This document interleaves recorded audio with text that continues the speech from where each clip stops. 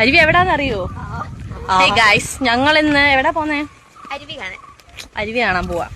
അരുവി എവിടാന്നറിയോ? മല ഇറങ്ങി ഇതെങ്ങോട്ട് പോന്ന വഴിയാ അറിയില്ല.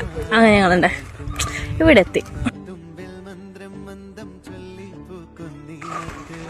നല്ല വെയിലുണ്ട്, എന്നാലും നമ്മൾ പോവും.